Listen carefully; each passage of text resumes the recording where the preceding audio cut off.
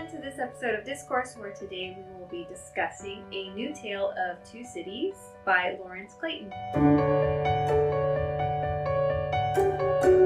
So this book is not, like a story with a bad guy, good guy, beginning, end.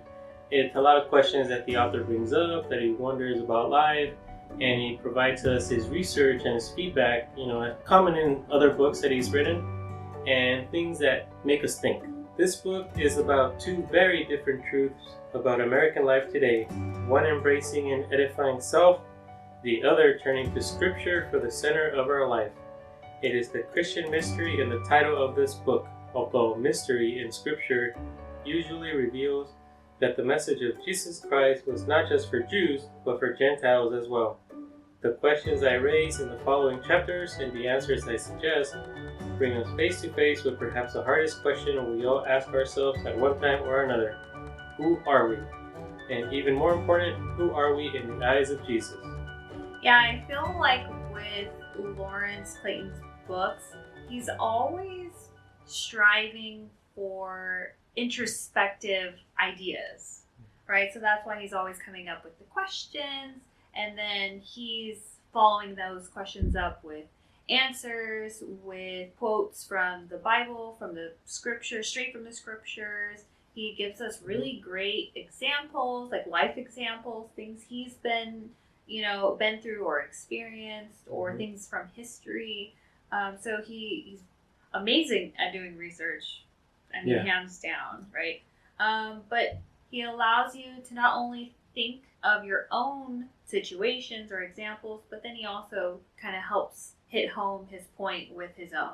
Not just his research, but also his own experiences. Because he's always sharing that he was never perfect. He wasn't raised a Christian. He did a lot of bad things until he was 17 or a little older than that. So it's kind of good to see from his personal experiences and then what he thought about it back then and how he thinks about it now, as a lot of us do. Like, I wish I wasn't a dumb kid back then, or I wish I didn't do this or that. You don't have to follow him, chapter by chapter in sequence. You could jump in and out. Yeah, each chapter kind of covers like a different idea or a different part of scripture that he kind of wants to dive into and explore. You don't necessarily need to read them all consecutively.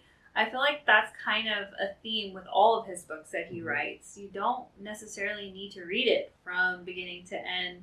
You can kind of pick and choose, which is always kind of nice to have, because whatever kind of catches your eye or whatever you're interested in or whatever you want to kind of learn more about. So I kind of like that about all his books. Yeah. We went through his book, and I've saved a few of his quotes or some chapters that I like, such as right now we're going to talk about money. Yeah. Is money evil? And before you read the quote, I feel like a lot of his writing is almost kind of like those like inspirational quotes, or you know what I'm talking about, like those positive affirmations almost.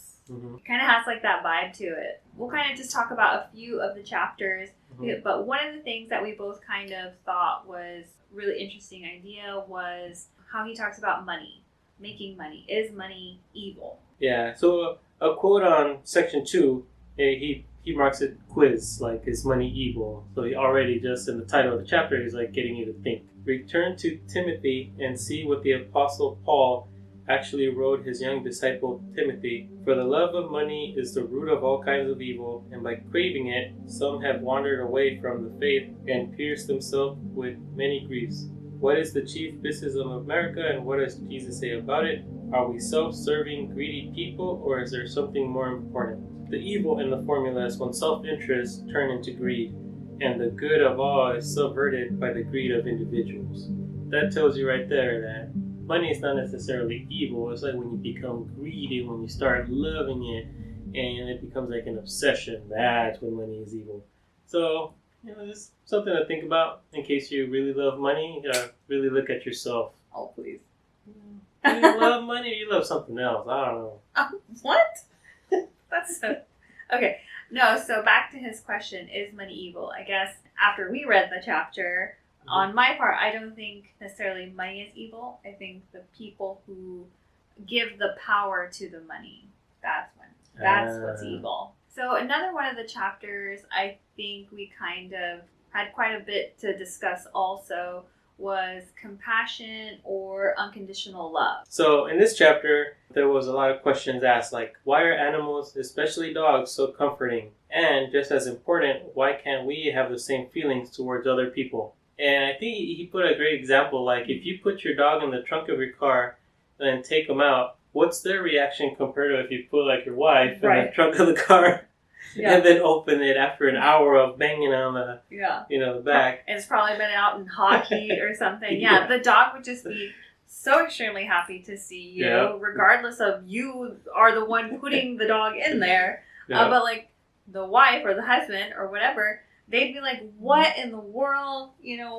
They'd be so upset and angry. So that's unconditional love, with the dog. So why are they like that, and why can't we be like that towards other people? So forgiving, so quickly able to forgive. Mm-hmm. It's difficult. Forgiveness is a very difficult thing to do. No animals or significant others were harmed in this test. Yeah. All right. So, and then he goes on with a story about like two ladies talking to each other. He's like, well, Sally, what do you want in a husband? Her friend Molly asked, thinking Sally was being just far too unrealistic.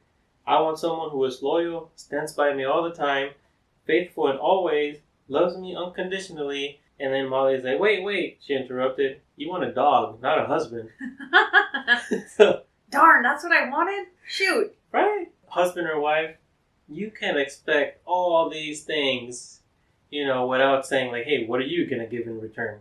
Yeah, it kind of goes back to like, no one's perfect. We are all like, us ourselves are not perfect. So there's a lot, especially in a relationship, whether it be friendship or like, love or whatever, there's a lot of give and take. There's a lot of compromise. There are a lot of things you kind of have to forgive. You have to accept them for all that they are. Yeah, you got to sacrifice something in order for them to sacrifice something. So if you just want all those things in a guy, girl, whatever, get yourself a dog. Another chapter I thought was very interesting is the reliability of Scripture. What always was and is attractive to most Christians is that Scripture is unchanging in a world where change is the norm. There is a comfort in things that do not change. He goes on to say that Scripture is like a truth, right? It's an unchanging truth. I think all of it just kind of helps ground them spiritually, their soul, and they're able to say, this is something that is true, and it's not really tangible, but it is inside of their soul, right? Mm-hmm. So I feel like that gives so many people comfort, and it makes so much sense why people feel so passionately about their religion. But he also talks about, I think you remember this chapter, is how some sermons, priests, they're still trying to teach and attract people in the ways they were doing it like decades ago, and it's not working anymore. He talked about the internet sermons, how it changed mass. Things, right? Yeah, people will log into YouTube or whatever to attend it, and not many people do. A lot of people do in these situations. Yeah, he kind of says how things are evolving, right? But not necessarily changing. Yeah. So it's still the old ways of teaching in the newer evolved generation, which they don't really mesh well because state of minds are different. Lives are different. There are so many things that have changed for the better, like he does say. It's always, for the better, but not necessarily to where people feel they can follow it. Yeah, because he brought up the changes that COVID brought. In the workplace and people's lives, there's more telework, there's more virtual. Everything. Yeah, not everyone wants to go to Mass on Sunday. They probably work Sunday now, or they do other things in the morning. Or they're scared to get sick. Or it works better for them on a weekday. And some Masses are held on a weekday, but you have to attend via YouTube. Or they like Mass from Mexico or this other country, and the only way they could attend is virtually. Right. So, and he was just saying that some people need to adapt to those styles of teachings and, reaching out to people. Thanks for hanging out with us, and be sure to check out A New Tale of Two Cities by Lawrence Clayton.